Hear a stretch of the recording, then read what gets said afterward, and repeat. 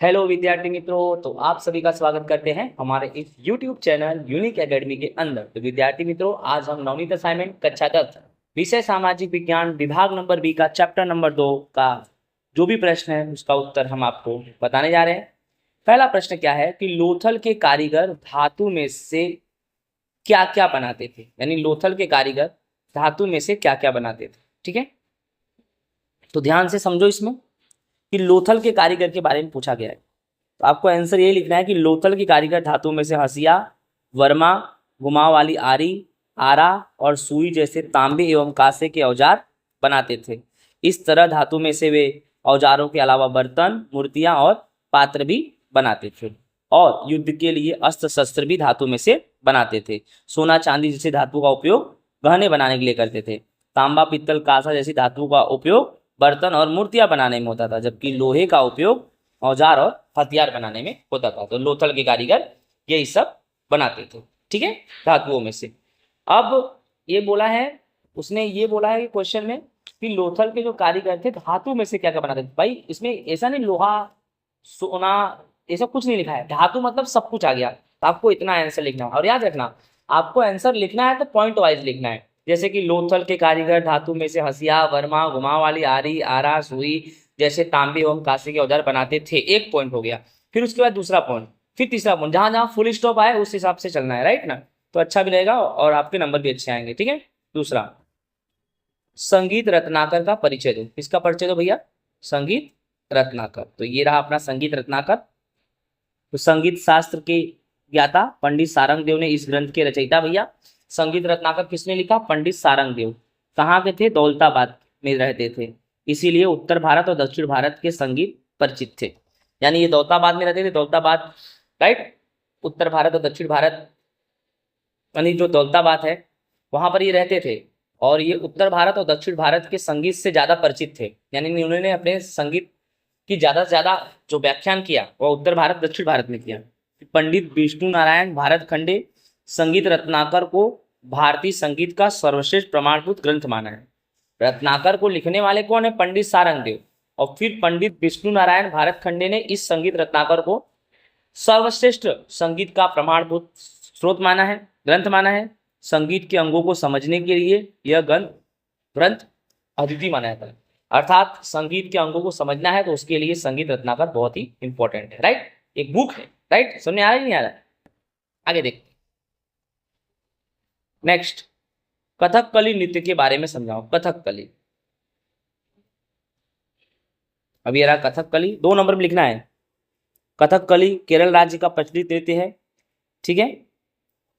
कथकली की वेशभूषा में घेरदार सुंदर कपड़ा वाली होती है, 2 पॉइंट, ठीक है। उनके पात्रों को पहचानने के लिए उनके चेहरे पर विशिष्ट मुखाकृति को समझना पड़ता है, 3 पॉइंट। इस नृत्य में नट कलात्मक मुकुट धारण करता है, 4 पॉइंट।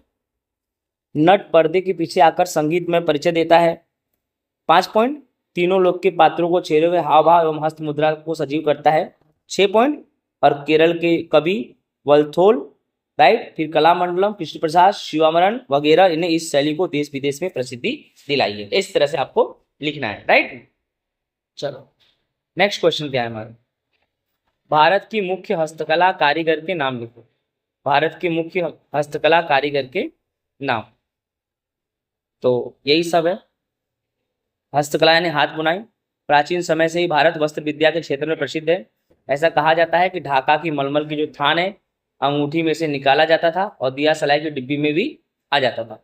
अब नाम देखो, भारत में कश्मीरी सहित भारत में बनने वाला गलीचा, पाटन का पटोला, कांजीवरम, बनारसी साड़ियाँ, राजस्थानी बांधनी, हाथ बुनाई के विशिष्ट कारीगर नमूने भारत की पहचान है।